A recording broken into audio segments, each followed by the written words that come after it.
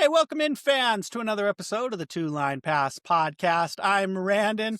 Here with me is Dustin, already ranting and raving like a madman. Ryan is a healthy scratch tonight, but Dustin, we haven't even really briefed the episode to say what we need to rant and rave about tonight. There's been games played, there's been games won, there's been games lost, and we are into the calm before the storm, where the Utah Mammoth now have 4 days off before their last 8 games of the season. Dustin, how are you feeling tonight about everything that you've been through? I feel pretty good. Like I'm now just starting to get over well, I shouldn't say starting, because I feel like I've been getting over it for 2.5 weeks, but I had that just whatever, rhinovirus, whatever the hell was going around that just gave everybody a cough forever. And I had it for 5 weeks, and I still I'm to the point now where I'm not coughing, but I tried to exercise the other day.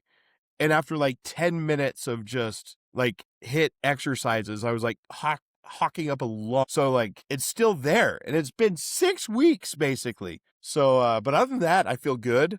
I went to the Edmonton game. That sucked. I hate intermission giveaways. I won't rant about that, but overall, pretty good. We should rant about the intermission giveaways, maybe towards the end of the episode in the final thoughts, because the theft on ice shall live forever. Dustin, when you were out, Ryan and I were in here, we're in the studio, we're talking about things, we're riding high on the hog, and our spirits are about as soaring as they could be. Mammoth look like a lock for wild card 1.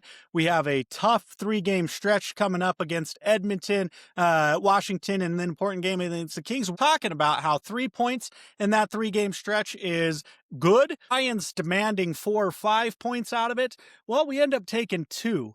And only 2. We get shellacked by Edmonton, we get shellacked by Washington, but then we give a good shellacking in the most important of those 3 games against the Kings. And now we sit, I wouldn't say comfortably, but we are at 82 points, still in wild card 1, 5 points ahead of Nashville, who thankfully has lost when we needed them to, and then 6 points ahead of the Los Angeles Kings. So we're feeling pretty good still as we go into these 8 final games. What did you see in those last 3 games that concerns you? What did you see in those last 3 games that you really liked? So in those first 2, it felt like do you guys even realize that you're competing for a playoff spot right now? Everything just felt like an early, week 2 game where everybody's just kind of going through the motions. Okay, let's get our feet underneath us. It felt early, especially because Daniil Boot was on the ice in that Washington game. It's okay, we've got some of our prospects up. We're giving them some ice time. We're going to see how they handle it. And everybody's just sort of going through the motions. The Washington game, I will say, did feel sort of maybe it's just because there was so much physical and so much fighting, and Tanev coming out of the box and then going right back to the box. And then it did feel like there was more fight. We talked on both Twitter and in the group text about how angering, how mad it made us that nobody stood up for McBain after Wilson's hit on him. And then Krause did. But then they go and they score on the power play. He's okay, cool. Are we really glad that somebody stood up for McBain, or would you rather just have it not be a penalty with, because I believe they wound up with the power play because they gave Lawson Krause an instigator penalty. But if you just defend him right when that hit happens, you're probably not getting an instigator penalty, and everything might just wash out, or they might not even call a penalty if you just go over and try to start stuff with him, because Tom, he's not going to drop his gloves for a fair fight in that situation. He's going to run away, but I mean, that felt like there was more fight there. But throughout the normal, just the actual hockey, it just felt again just kind of going through the motions. Do you guys realize you're battling for a wild card spot? And how important it is to get wild card 1 versus wild card 2. If you get wild card 2, maybe 5 games worth of playoff experience you're getting. But if you get wild card 1, it's 50-50 that you can advance to the next round. That's going to be a good series with, I'm assuming, the Anaheim Ducks. But speaking of, are they technically the Mighty Ducks anymore? Or did they drop the Mighty and they're just the Ducks now? Just the Ducks, I think. But everybody goes retro with their jerseys, and there's so many throwback jerseys that we'll take decades before we get there, because I don't think we're ever bringing back the Arizona Coyotes jersey. At least I hope not. So it'll take us years to get to where they are, but I think they are officially just the Anaheim Ducks. I don't even think they're the Anaheim Ducks of Los Angeles, just the Anaheim Ducks. That's what I believe. That's what I thought. That's what I believe. They want to just leave behind the whole Disney tie-in, even though we all see it. But they have some killer giveaways, the game, though. Do they like at the like on duck online masks, or no, like in the stadium, like they're duck masks that look like. So the, like we you remember get the shirts animated on series? they get duck masks. Yeah. You remember the animated Mighty Ducks series? Yes, It kind of looks like that. So maybe they aren't willing to drop the Mighty Ducks quite. So they're just, they're just the Anaheim Ducks, and it does look like that. They're in first place in the Pacific with 86 points, 3 ahead of Edmonton, which if we do make wildcard one, I sure hope that it's Anaheim and not Edmonton. Otherwise, maybe it's a moot point which wildcard spot we get. It won't matter. Yeah. But I will say it felt like a complete mirror image in that Kings game. Like they came out fast, they came out early. They were playing with pressure and tempo and like wound up with about, it wouldn't surprise me if LA by the final count wound up with more shots on goal just because they were pressing there at the end of the game. But even though like those shots on goal stats were fairly even, it felt like I saw way more offensive possession in LA's zone with Utah attacking than the opposite way, right? Like LA's offense came in bursts where Utah actually got the puck into the zone and maintained it and kept constant pressure on. Like the only time that I really felt like LA was constantly in their offensive zone was when we went basically back to back with shorthanded situations.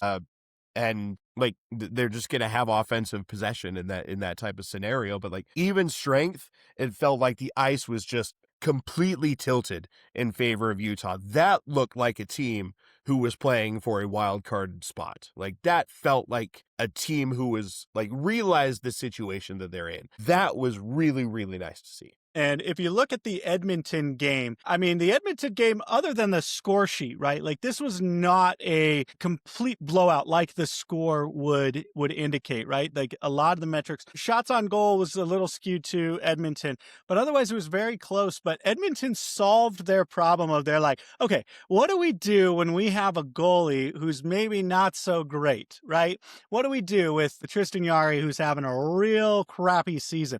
Hey, I have an idea. Let's just not let the other team get any shots on him, right? And let's block all the shots because Utah had a lot of shot attempts, but only 18 got through. But the Edmonton game was also a microcosm of like flashbacks of the horror and the agony of second periods for Mammoth fans that went through so much last season, where this was 3 goals in, I think, the span of 5 minutes. 1 goal came 8 seconds after our goal.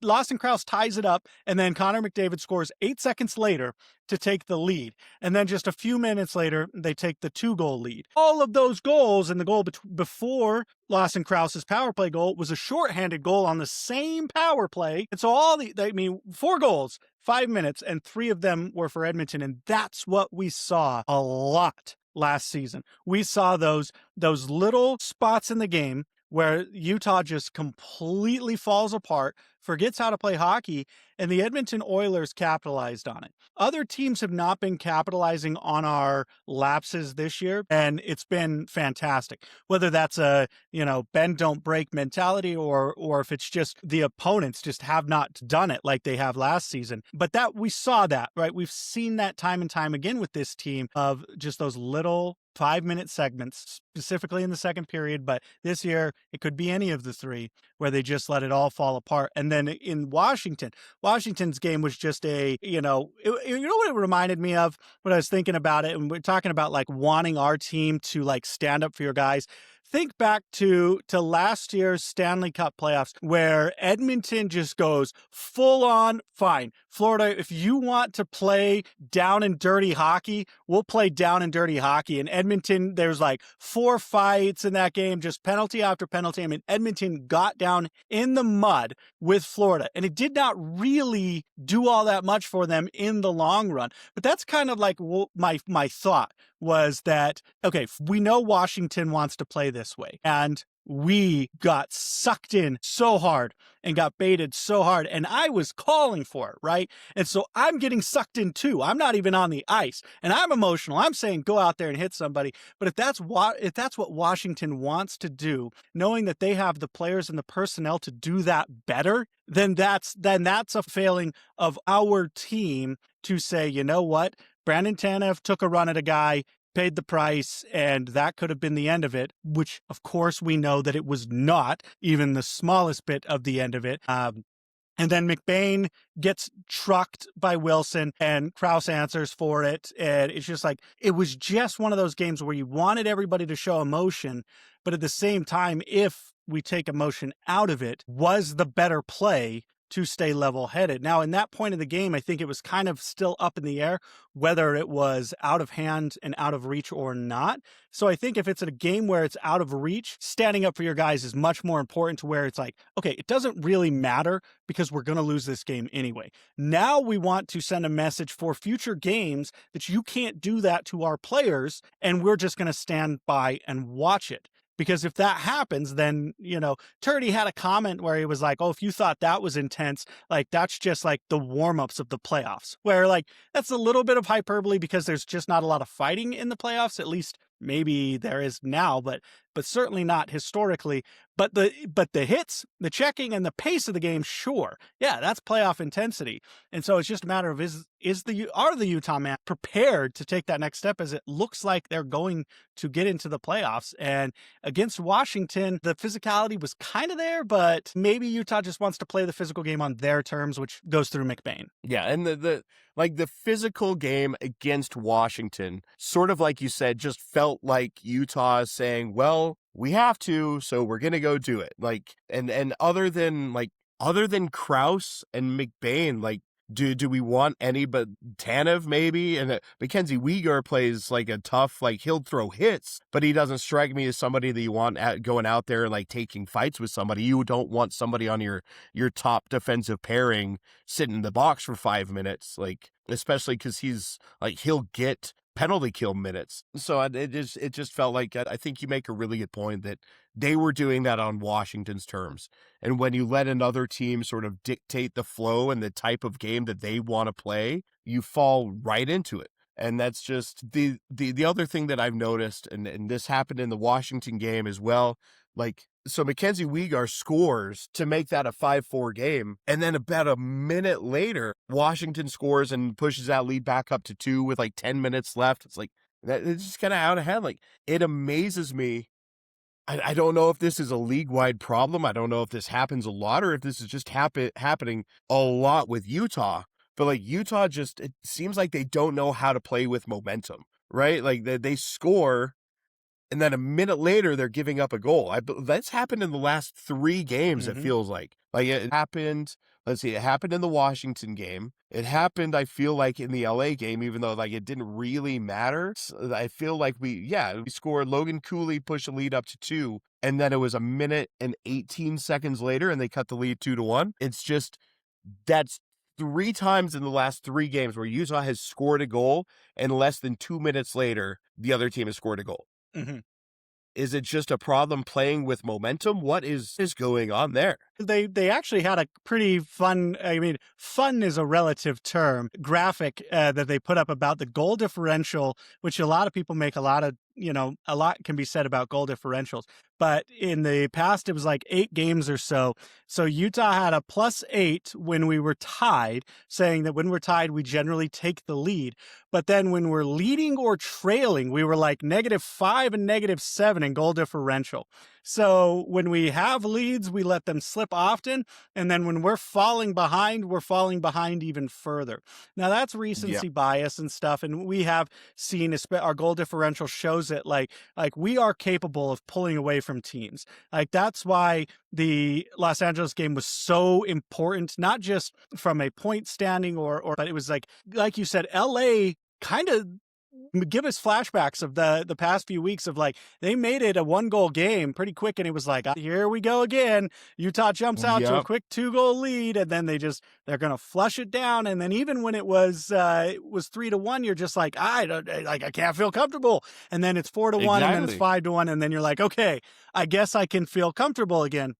But it has no lead has felt safe really since the Carolina game. I think is like now burned into the collective memory where they came back. Carolina, who we had a 2-goal lead with under 2 minutes left, and we lost in regulation. So, and that was a game where it's like 2 minutes left. They've pulled their goalie, and you're thinking like, all right, we're about to pick up 2 sweet points, and not to like put salt in old wounds, but how fucking nice would those 2 points be right now? Right. And you're going from like, okay, they scored. I would just tighten up a little bit. Don't give up another like goal, like extra strength goal. Like, okay, they scored again. Okay, well, at least they're probably now they're going to put their goalie back in net. We can get to overtime. We're going to lock up a point. Like, just let's get the extra point over. Cool, they scored again. We're going to get nothing out of this. And that's the frustrate. And it's been sort of like a theme all season long where you're talking about no lead feels safe. It's like with 2 minutes left, you're like, ooh, 2 points, baby, 2 points. And then 5 minutes of like real actual lifetime later, we get no points. Cool. We get nothing out of this. Cool. We dominated this team. One of the best teams in the league. We dominated this team for 58 minutes, and we're going to have zero nada to show for it. How cool is that? But we don't need to bring that one back up. It's okay. It's in the past. It's okay. We're still going to wind up with a wild card 1. We never would have caught Minnesota. Those 2 points didn't matter. It's okay. But they matter in terms of like the collective butt clenching of the fan base, because it's been a wild time, right? In Twitter, like there's been the doomers and gloomers have come out. I've been right there with them.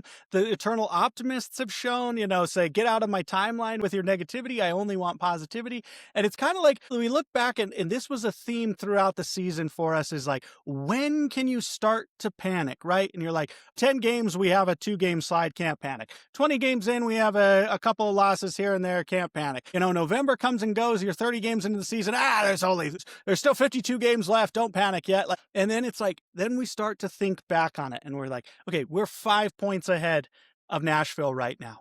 But man, there were a lot of points on the table back in November, back in December, back in January, a lot of points on the table that we just let slip away from us. And how much better would it be right now sitting at, say, 90 points? And you're saying, okay, like now I don't really care what happens, because right at this point you're like, okay, how much do you play your guys versus give them rest? And you're trying to look at that type of scheme, like what do you play them just regular, like change nothing, like what do you do as a coach when you're looking at a lock for the playoffs and your spot is not impacted, like that's the kind of comfort level that I think when we look back at getting frustrated in November, this is why we get frustrated in November and December, because now it starts to matter, and you can't just ignore everything that happened the first 72 games of the season and only focus on the last 10 games. Like you got to look at it as a full 82 game season. And there was a lot of crucial points that the Utah Mammoth left on the ice, but still. Yeah, you hear about that a lot in baseball. You hear about that a lot in baseball, like especially because they play 162 games, like early games, like October's a long way away. Like it's okay, we're gonna have our time. But like there's always gonna be like 82 games is a lot, but it's not enough to where like the 2 points in the first 20 games don't matter. And like we talk about the 2 points against Carolina that would be really nice to have. We played 4 games against Chicago and got 2 out of 8 points there. Like how nice would those 6 points be if we could have just beaten Chicago, right? Like if we just beat them in 2 of those games and we have 4 points instead of 2 points for like the overtime losses, like that's 4 points right there. We'd be almost locked. You know what I mean? Like It does seem very silly that people early on in the season are like, oh, there's plenty of time. We don't need to worry about it. Well, we're worrying about it now, but some other worrying things happen in the midst of these games. So Barrett Hayton, who has been, well, let's just put all our cards on the table. He's been hit or miss this season. He has not produced as much as we had hoped, and he really hasn't. This has kind of been his career, right? Where you're just like, oh man, you're a 1C/2C, and you're just really not cutting it production wise. But then he gets moved to 3C and kind of has a more stable role in that 3C. He's playing power play minutes, but then he goes down in the Edmonton game. He's out. Edmonton game completely falls apart. Like it's done. So now you're looking at it, no Barrett Hayton. It comes out that he's week to week. So you're looking at maybe he comes back for the Edmonton game a week from now. I would imagine he stays out all this week, doesn't play in Seattle, doesn't play in Vancouver, and we don't see him again until we're back at home. But I mean, week to week could also mean we don't see him again until the playoffs. So regardless of what happens, you've got that center role that you need to fill. And so what does the team do? They decide to call up Daniil But. That'll solve the problems. You got center issues. Let's call up Daniil But. So they throw Daniil But in. They break up the kid line, which we kind of all saw. The kid line has just been like so close. It just doesn't work. It just doesn't work. Like they're all good, but it doesn't work. It doesn't have that same oomph to it. It's flashy. It's exciting. We all want it to work. We desperately want it to work way more than it actually works. And that's kind of how I feel like Daniil But's performance. We desperately want Daniil But to be better than he actually is, which is kind of funny to me that he replaced Barrett Hayton, but gets an infinite amount of benefit of the doubt that Barrett Hayton in no way, shape, or form gets from this fan base. But Daniil But sure as shit does. What good does it do us if he's going to be good in 5 years? Because I need him to be good now. But then he sits, doesn't play in the Los Angeles Kings game, and I don't know what is going to happen with Daniil But going forward. Branden Tanev is doing a good, I mean, for Branden Tanev's standards, is doing well on the fourth line. He's not scoring, right? He doesn't score this season. I think he's like something like the highest paid per point player in the game because he has a relatively high contract to the number of points, right? But he's not an expensive player, just relative to his production. He is an expensive player. But I don't know if he stays in or if he goes, like what the team wants to do with Hayton out, and how do they play Yamamoto? How do they play But? How do they play Tanev? Does O'Brien ever see the ice for the rest of the season? Hopefully not, but you never know. Not. I think Tanev has filled in O'Brien's role better than O'Brien fills it in. Yep. But these are the things with Barrett Hayton gone. A player that, let's be honest, most of this fan base could say, I don't care that he's gone. And his absence is kind of going to be a big shaping factor for what this team looks like down the line. At the very least, it has broken up the kid line, and that is likely done. Whether that was going to happen or not we can argue to the moon about it. But the fact is it's happened now because Barrett Hayton is gone. McBain is your third line center, and Stenlund remains your fourth line center here. This is just one of those things where it's kind of like not a on the surface impactful injury compared to the injuries we've seen, but the Barrett Hayton injury has kind of thrown a wrench, at least in these 3 games, into it. So you've got a game against Seattle and a game against Vancouver coming up on the road, and I don't think you need Barrett Hayton, but Seattle's still technically in it. And Dustin, you and I talked about this. If the Utah Mammoth can beat Seattle, that probably puts a nail in the coffin of Seattle, at least catching us. Potentially they can maybe catch for the wild card 2 spot, but it's another important game. And then I talked about this last week before you were on, when you weren't here, but do you remember last year about the same time we play a game against Seattle and Vancouver, and we're talking like, okay, this is it. Like, we're still in it. We're still in the hunt. We could do this. We could do this. We could do this. We go and we lose to Seattle. And then that was pretty much the moment. That loss against Seattle was the moment that you just knew just wasn't going to happen. We weren't going to catch it. And so it's kind of like funny, the different scenarios this season where it's the same sequence of games, totally different implications, but a loss to Seattle could feel just as bad, even being 5 points up on Nashville. And so it's just like, it's these personnel decisions we talk about, these personnel, these line changes that Turney is famous for. It's like, now it's the last 8 games. It's crunch time. What are you going to do? You got to find something that works not only now, but you've also got to start looking and saying,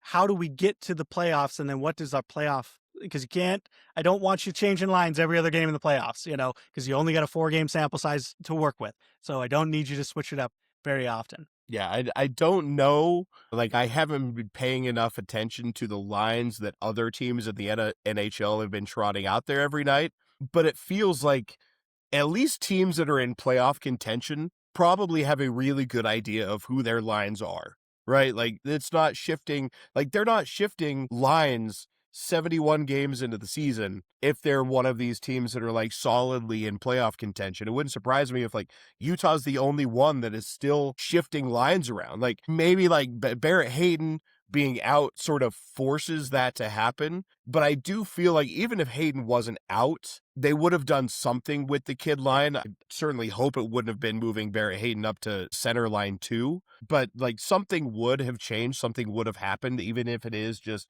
taking Yams and moving him from line 4 up to line 2, which I think is a better place for him. I will go back just a little bit because this is something that I wanted to touch on. I think the best thing to come out of the Barrett Hayton injury is it forced them to move Logan Cooley up to power play 1, which has seemingly fixed absolutely everything that was going wrong with the power play, because we are phenomenal on the power play since Barrett Hayton went out.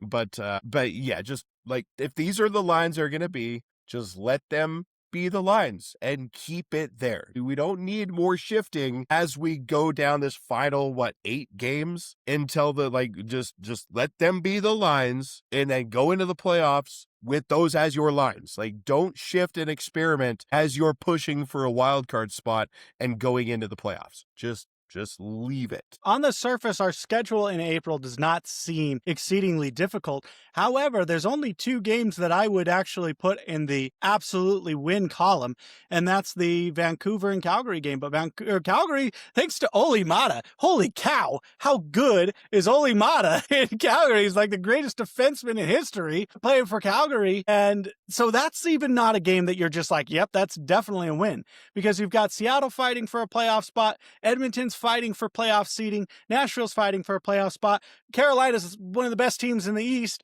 Winnipeg's fighting for a playoff spot, and St. Louis is pretty much done and dusted. So maybe I'll add St. Louis in there, but that is a home game, which the Delta Center crowd has not had a lot to cheer for lately. Which, concerned or not concerned that 5 of our last 8 are at home, should we be concerned because they have not played great at the Delta Center as of late? I don't know though. Maybe it's just recency bias because they played great at home early in the season, but 5 of our last 8 are at home for a team that can't seem to buy a win at home. And playing at home is always good. Like, let's see, who have our last home games been against? Washington, Edmonton. We win against Los Angeles. We lose against Anaheim. Lose to Pittsburgh and Chicago. Like, those are all good teams with the exception of Chicago. Like, we're losing, but we're losing to good teams. So, okay.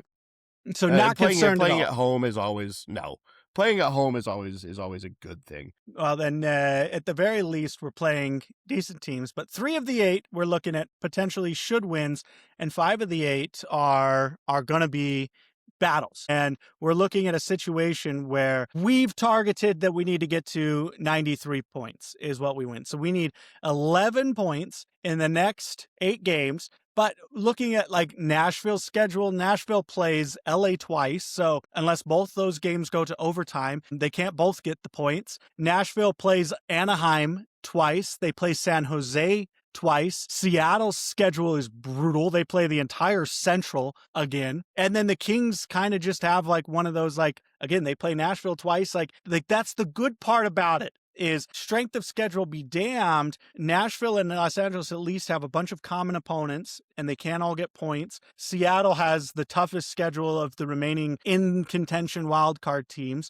So it's one of those things where it's like, it could all shape up for Utah, even if we don't hit that magic 93 points. But we are in the position you want to be in, where you control your own destiny, where you win and you're in. It does not matter what the other teams do. And that's what I think the messaging has to be, is you can't look at it and say it's okay because the teams we're competing against for the wild card spots are also not in a great position or they're also losing. It's Turney has to message to his team saying, we don't want to just eke into wild card one because it was almost nobody wanted it and somebody had to win it, but nobody wants to win it, but we just happen to be the team that was there. No, go out there and show the playoff teams, whoever you're facing in the first round, to say, you better worry about us. Like, you better worry that you're matched up against the Utah Mammoth, because we're going to come in there in games 1 and 2 and we're going to give you hell. We're going to give you a dogfight, and then you got to come back to the Delta Center and play in I am hoping, just the most insane playoff atmosphere where there's tens of thousands of rabid Mammoth fans. Nobody has sold their ticket to an opponent. The season ticket holders have decided that the financial burden is worth the cost, and they have taken out their second mortgages already, and they have renewed their ridiculously overpriced playoff tickets. And you got to come in there and you got to play us and our home ice advantage. That's what I want the messaging to be, is let's show them why we are in wild card one, not that we were just the best of a bad bunch. Because that's right now what everybody's saying about the Pacific, and I don't want to be lumped into that. What you want to do, because you brought up the Nashville game, and I'm just going to use that as an example. They lose to Tampa Bay today. That is the first of a 6 game road trip. The game against Utah ends it, which is going to be their 4th game in 6 nights, all on the road. Those legs are going to be tired. 4th game in 6 nights, all on the road at the end of a long season. That is the type of game where you come out, and just like they did against LA the other day, where they came out from puck drop, it was constant pressure. You do that to that Nashville team, you'll win that game 6-1. I guarantee you come out with that passion and that energy, and you just say, yes, this is why we're wildcard one. This is why the Delta Center is one of the best home advantages, one of the best barns for their home team in the entire league. You come out and you put your foot on their throat, and you just take that game. You don't even let them in it. You don't even I want them at the end of the first period, crap, we're not making the playoffs. That type of tenacity, just get into playoff form and just demolish that team. And it's going to matter what they do against LA and San Jose and Anaheim before that, because if they come into that game and they've lost 2 to LA and they lost to San Jose and they lost to Anaheim, and they're at they've lost 5 straight games in a 6 game road trip, they're probably going to be just broken anyways. Okay, we're not making the playoffs. We fell apart at the end of the season. It's okay. Good season, good campaign, boys, but let's pack it in. Let's get through these last 4 games. Let's all take a nice vacation at the end of this one. So it's going to matter what happens in the games leading up to that. But even if they win those, that's their 4th game in 6 nights. You just end it right there. You win that game, because Utah, not just in terms of who they're playing, they don't have an easy schedule, but we only have 1 back-to-back in our final 8 games. We play Carolina and at Calgary the 11th and the 12th. And other than that, there's no back-to-backs. There's no crazy long road trip that you have to deal with. Overall, it's a pretty favorable schedule for Utah. Mm-hmm. Take advantage of that and just smash them. That's what I want to see. I want them to just take this wild card one hunt and just take it by the throat and just not let it go. I want, by the end of these 8 games, I want to be looking at that, oh shit, they almost caught the Wild, right? I don't want to be oh, okay, we got through it. We held on to wild card one. Cool. I want to be man, at the end of this, I want to be a little pissed off that we didn't pick up those points against Chicago, and that we let those 2 points against Carolina get away, because we could have caught Minnesota with this late season push. That's what I want to see. Absolutely. And when you get the Nashville, not just their tired legs, a chance to rewrite history in this prehistoric battle. The home team has yet to win in the Utah-Nashville series. So that's a chance for the Mammoth to say, you know what, we can win on home ice, because right now it has completely flip-flopped. This season we beat Nashville twice in Nashville, and Nashville beat us in the first meeting here. So it could be a nice way to not only end Nashville's theoretical wild Carta hopes also to establish home dominance in a prehistoric matchup that has lacked home dominance.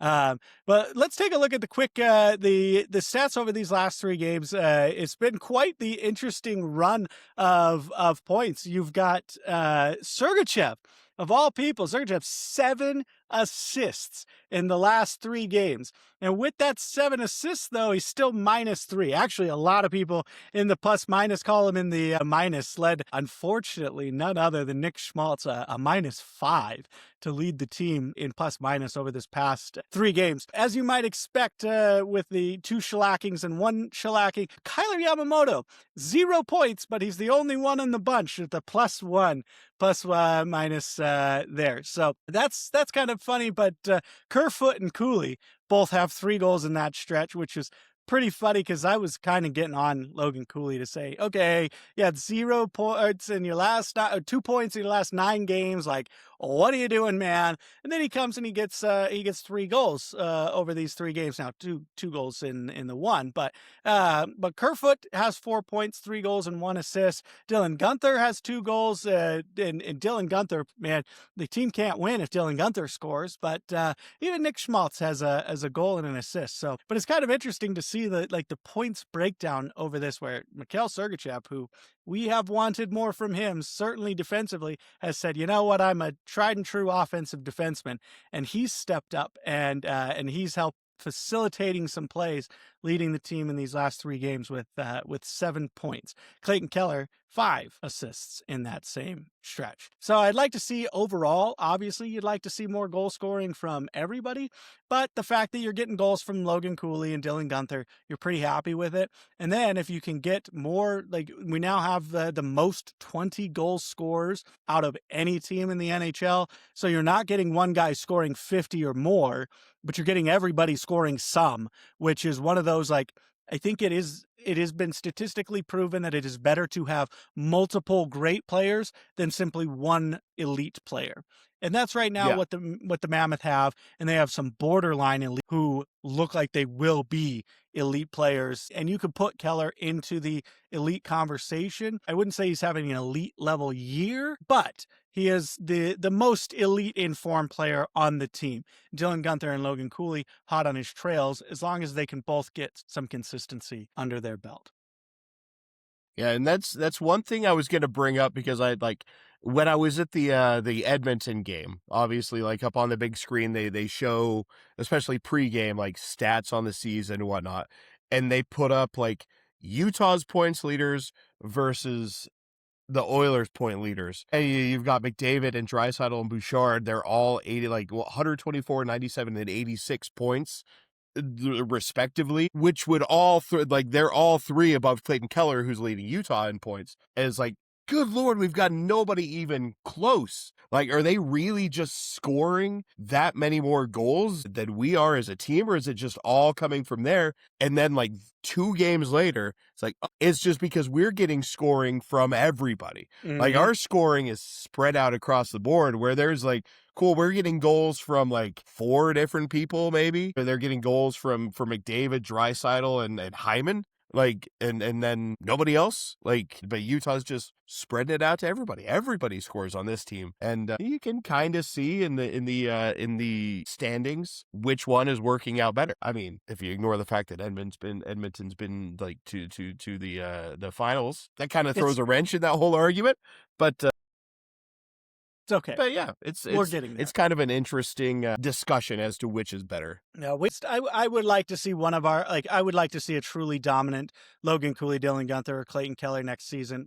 I would love to see us get to the point where we have a 100-point season. Clayton Keller's last year was so good, and his 90-point campaign, it was awesome to see, but still many points behind in the in the points race, right? To lead the league in points. And this year we don't have anybody close, right? The points leaders are doubling us up, and it's going to be interesting to see like what does that do to a team, because you have the Edmonton Oilers where it's like it's not necessarily working out in the win column for them, but it certainly works out for Colorado. It certainly works out for Tampa Bay, and their point producers in McKinnon and Kucherov are just like, yeah, it looks really, really good to have that truly elite player. And so who's it going to be for the Mammoth? Is it going to be Logan Cooley with his kind of multiple abilities, you know?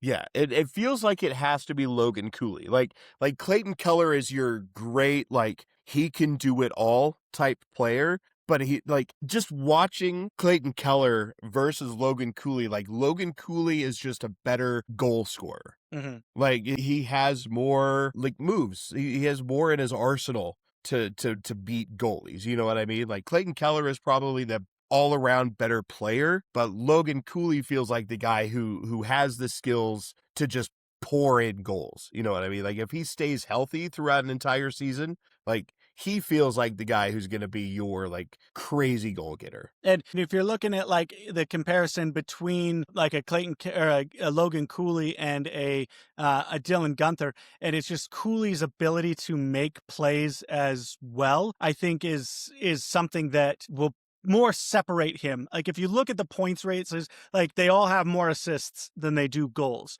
Well, Dylan Guenther has more goals than he has assists, and I think that's always going to be the case for him. He might get up to your 80 points with 50 goals and 30 assists, but I don't ever see Dylan Guenther having like a 40 goals and 60 assist campaign. It's just Dylan Guenther's not your look to pass first. He never should be, right? He should be he's the last guy to touch the puck until it goes in. Clayton Keller or Logan Cooley can be both. Logan Cooley can be both the finisher and the facilitator, which is why I think if we're talking about a 100-point plus guy, I think Logan Cooley's what the team is asking him to do is going to put him in a better position. Now, Dylan Guenther may evolve into just being that important where he's on the ice in all the important times and he's going to rack up those secondary assists type thing. But you're always going to want Dylan Guenther to shoot the puck when it's on his stick. Logan Cooley, you might ask him to pass. And that it'll be interesting to see how that goes long term. And then maybe Nick Schmaltz says, hey, you know what? I'm here too. Never going to happen. But you never know. You never know. But maybe Desnoyers, maybe a Ginla, who knows, right? Maybe they are really as good as we think they are. But speaking of rookies, some great news. Last episode, we talked about how Caleb Desnoyers signed his entry-level contract. You know me, I'm a non-believer in Caleb Desnoyers. But you know who I am a believer in is Michael Hrabal. He signs his entry-level deal, goes to Tucson, starts a game, immediately wins in the playoffs. Tucson's probably going to win the AHL, I think it's the Calder Cup, and it's going to be great. It's going to be great. But you've got Michael Hrabal, the goalie of the future, coming over from UMass, signing his ELC, and now he's with Tucson. How long will it take Michael Hrabal to get to Utah? Is it 1 year, 2 year, 3 year? Can't be longer than 3 years, but do you think if you had to put money on it right now, do you think Michael Hrabal plays a single NHL game next season? A single NHL game? Just a single, one single NHL game.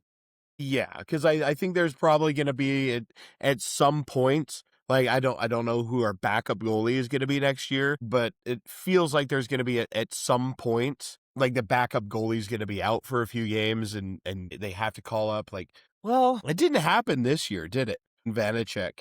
We've called up goalies, and I believe we've called up. We called up the kid who was from Matt Park Vallada, City, wasn't he? Oh, the emergency kid. Oh, yeah. But that was wasn't that like actually real. a call That up, wasn't or was like, that? I mean, that Because wasn't Veggie like real. Veggie got banged up, and they're like, "Well, we need this guy to suit up just in case." And I think Matt Vallada But nobody had else has one started. game as a scratch. Yeah, nobody else has suited up. I think they had Matt Vallada on the roster for a game or two, but he did not suit up, and we've only had two. Which last season we had 4 goalies start games. Last season we wound up in a really weird spot with Ingram going on the yes, we did. like leaving for the mental health issues that he had, and so we saw Stopper the Stopper get his shutout, and so I'm gonna say no. Like, I don't think we see him start a game We'll probably see him get called up, but maybe not start. But I guess it all depends on who is available as a backup goalie this upcoming offseason and who Utah can go get. Because like you told me before, as we were doing our pre-show sort of prep, the VTech was only here for one season. I wouldn't feel crazy about them bringing him back just because he's had stretches where he's been really good. But overall, I feel like he's been not great. I don't want to just like spit on his performance because like he's had a shutout. He has looked good at certain points this season. So he hasn't been completely bad, but he has had really bad moments, especially early on in the season where he's just like, I talked about this many times in the past back when it was an issue, but like games where he'd start, we'd be looking at like, oh, cool, the opponent has 12 shots on goal and they've scored 3 times. Like that type of situation where it's like, how do they have that already? Why is our save percentage at 75%? What is going on? And then he sort of turned it around, played really bad the other night. I wouldn't feel crazy about them bringing him back as the backup goalie, but I don't know. And the market for a backup goalie, just there's nobody who's going to ever jump off the page is like, ooh, I want that guy as our backup goalie. Because if there's somebody who's that guy, somebody probably wants him as their starter, right? I guess it depends on who we sign as a backup goalie, but I really don't think it's going to be much more than one season. It wouldn't surprise me if we sign a backup goalie for 1 year, and then in what would it be, the 27-28 season, Gibble's our backup goalie. Yeah, when you see the signing, whoever it is, whether it's Vanacek for another year or the crop of unrestricted free agent goalies is not great. You know, Sergei Bobrovsky maybe makes it to free agent, but do you really want to pay him $6-7 million to be your backup? And then do you really want him at his age being your starting goalie? Like, probably not. Like, I mean, he's one of the greats, sure. But I mean, I think he's past his prime of carrying a team to the finish line. You can see Florida just hasn't had anything in the tank, and he hasn't been able to overcome their roster deficiencies and their injuries. And so I don't see you throwing money at him. He's the biggest name on the unrestricted free agent list, but he's 38, 39 years old. Like, I don't really want to go after an old backup. But let's say you get some random guy for 1 year. Then I think what that says is, okay, we want Michael Vrabel to start in Tucson for as many games as he can in Tucson, get a full season's workload as the starting goalie in Tucson.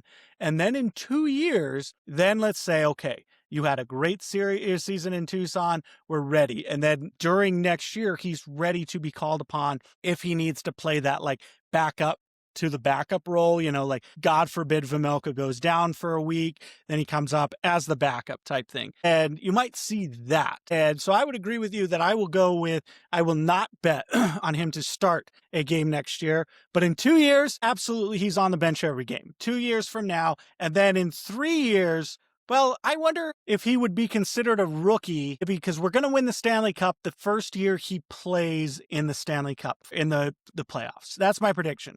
He's going to win the Conn Smythe as a rookie goalie. It always happens. Rookie goalies just have that magic touch. And so I wonder if he would technically still be considered a rookie if he's in his 3rd year of his entry-level deal when he has to start for us. He may not be considered a rookie anymore. But he may also. Like, it's probably some weird, like, if it depends on how many games he plays as to whether or not he loses his rookie status. So it'll probably just depend on how many games, if any, he plays up until that point. We'll still say, I mean, you see how much the franchise believes in him because he goes to Tucson and like he's been with the team 2 days before they're like, all right, you're starting net. And he goes in there and his save percentage is up above 90%. He gets a win in his first professional start. Is like straight off the ice at the collegiate level to starting for the highest level, like minor league hockey league that there is and winning there. Like, he's good. Connor Ingram didn't even look like when he was down in the AHL trying to work his way back up into the NHL. Like, I'm not sure he looked that good, like right out of the gates. The franchise obviously believes in Vrabel. They're starting him as soon as he gets to Tucson. if you're not on the Michael Vrabel train, like, get on board now, because this isn't like we're arguing about Daniil Boot. Will he be good? Will he not be good? Caleb Desnoyers, he's, will he be? Will he not be? Again, will he play? Will he not play? Like, Michael Vrabel is going to be an elite goalie in the NHL. You mark my words. Michael Vrabel is the future.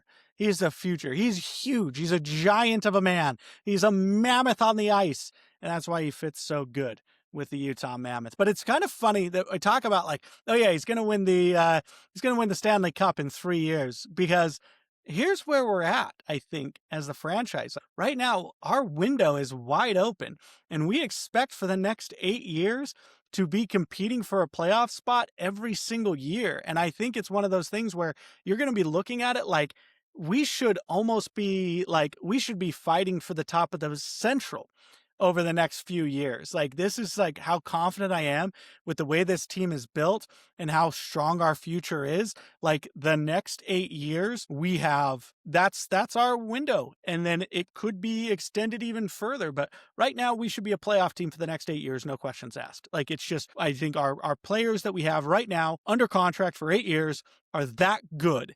And we decide what we do with Clayton Keller. He likely re-signs. And then you just have even more of your window. And then you have Vrabel coming in. You have all of those rookies coming in. And then really all you have to do is piece together a third and fourth line, which is not that difficult. Like, there's third and fourth line guys everywhere. It's just a matter of finding the right ones. And right now we've got Carcone for a couple of years, right? Maybe we give Yamamoto a couple of years, but we're going to have good, solid, both forwards and defensemen and a goalie for the foreseeable future. Yeah. And so we have it. So the only question mark is, and I may be stealing your thunder, Dustin, if you wanted to have a thought, but I want to move into this. The only question mark then becomes coaching, because I don't know if you caught the news today, Dustin, but something crazy happened.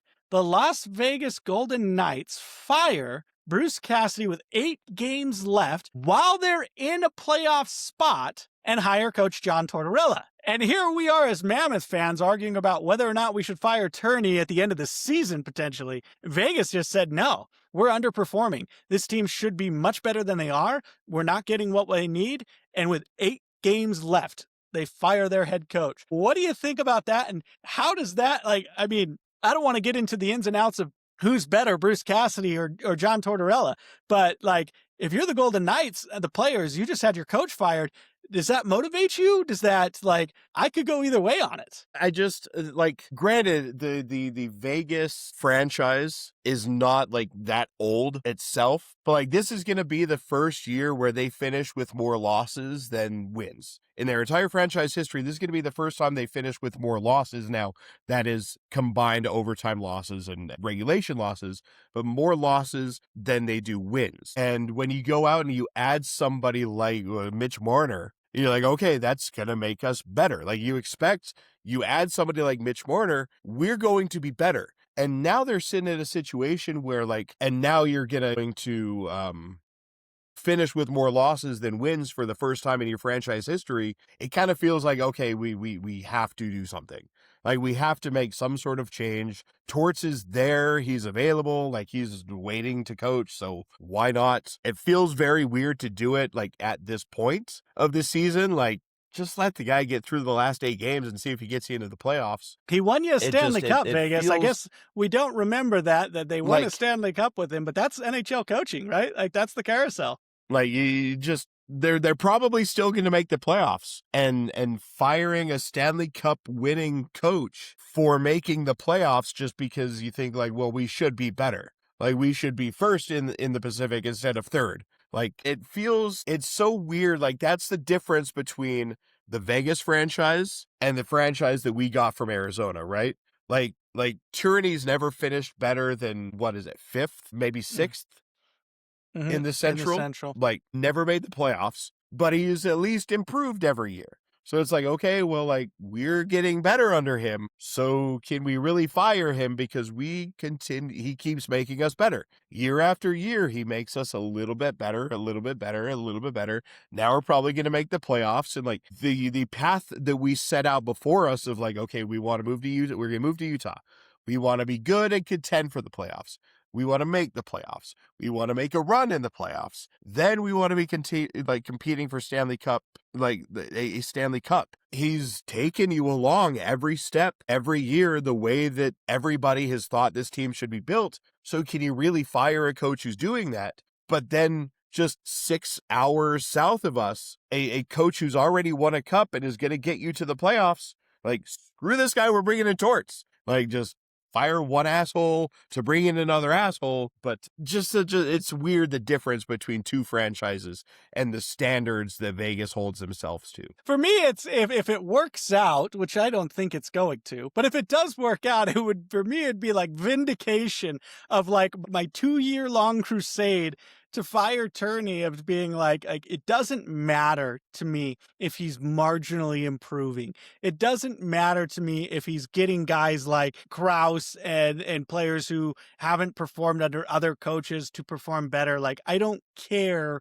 who gets good under who. I care about winning. That's all I care about is at the end of the day, if a coach came in and benched Nick Schmaltz and the team won, like, I would not care. Like, I would quickly get over my love of Nick Schmaltz because I love the team more than any one player. And so I don't care who's better or worse under this particular coach. But what I do care about is a team underperforming relative to their goals.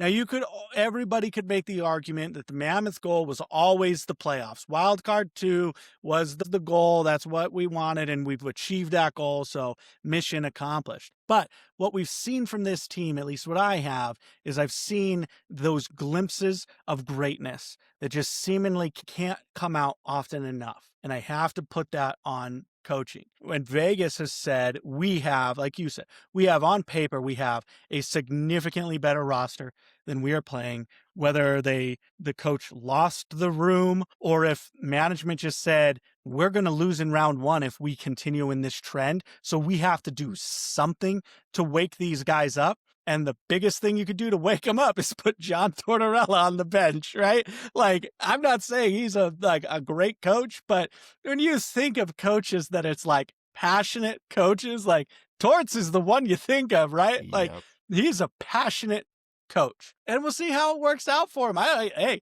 we get to see John Tortorella in the playoffs, and so that alone is going to be worth the price of admission. And who knows, maybe we get to see Las Vegas in either round 1 or round 2.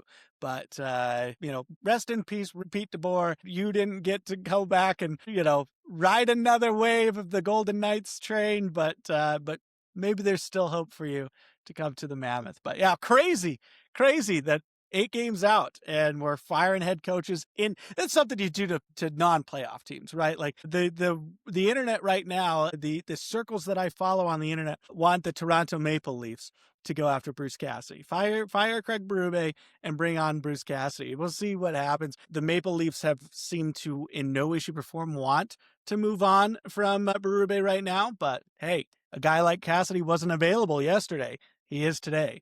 We'll see what happens. Yeah, I mean, with Cassidy and DeBoer, that's 2 Stanley Cup winning coaches that are available right now, right? But DeBoer's won 1, right? I think he got close, but I don't think he's won one. I don't think he won. No. He just keeps going to the Western Conference Finals. He goes to the conference finals and the finals too, where like he it's just his continually job. goes to the finals. Cannot get over the hump.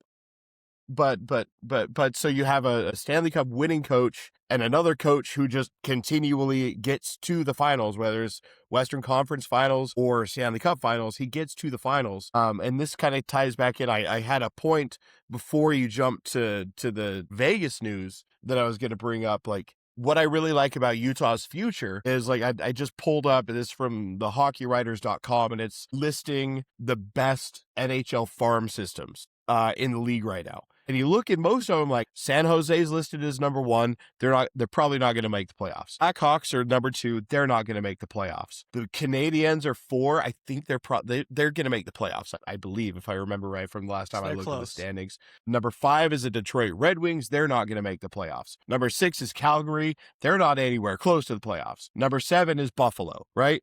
And they're the best team in the East. They're going to make the playoffs. But who I skipped over there, I don't know if you noticed, I skipped number 3. That's Utah.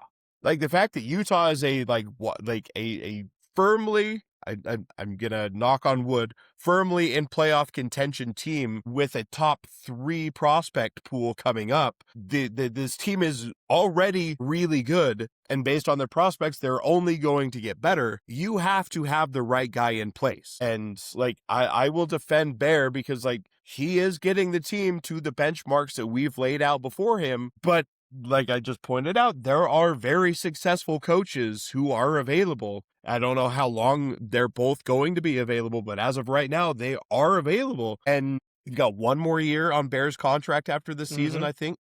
Yep. So he's like kind of like a Nick Schmaltz situation where it's like he's going to be in a contract year. Is he going to perform the way that Nick Schmaltz has? We went into this season kind of like we have to get off to a good start. And if we get off to a really bad start and dig ourselves a hole, we have to make a move. It's going to be the exact same way next year. Like Bear's going to be, despite making the playoffs, in my mind, on the hot seat to start the season because like this team has to be good. There are really good coaches available. You have to be good. So, like, I'm not going to call for him to be fired. I don't think that he's done anything to warrant being fired to this point, but he's on a very short leash with how good this team should be in the coming, like, seasons. Absolutely. I'm moving the goalposts on him because we kept him through the November slump. I get to move the goalposts. I get to move the goalposts. That's fair.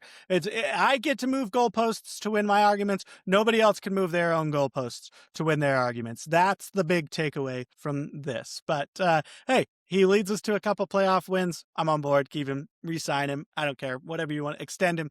Whatever the case may be. But yeah, going into the playoffs in the West, you never know what to expect. But Dustin, look at the time. We've been cruising through this episode, my friend. There's been lots happens to talk week about, after week. Week after week, we're like, we're looking at 20 minutes, like, oh, what are we going to talk about for the next 40? And then all of a sudden it's an hour into it. We still have like just mouths full of words to spew at our microphones. Now, you guys can throw some words back at us. Also, follow us at the 2-Line Pass on Twitter. Dustin, it's been great talking to you tonight. Do you have any final thoughts you want to go over before we get on out of here? We haven't done it in a while, but who is Nick Schmaltz of the week? Well, that is a great question. Are we going Sergachev? So we looked at it over the last 3 games. Sergachev's been playing really well over like. He's been leading the team in it's points. It's not going to be any of our points. goalies, that's for sure. Nope. So we could make it Kerfoot. Kerfoot doesn't have one this year, but he's been playing really good hockey lately, ever since he came back. And his second goal the other night, oh, that was a thing of beauty. Just like he's like, I want to pass. Fine, I'll shoot it myself. And just he had enough time to type out his autobiography with how disrespectful they were being defensively.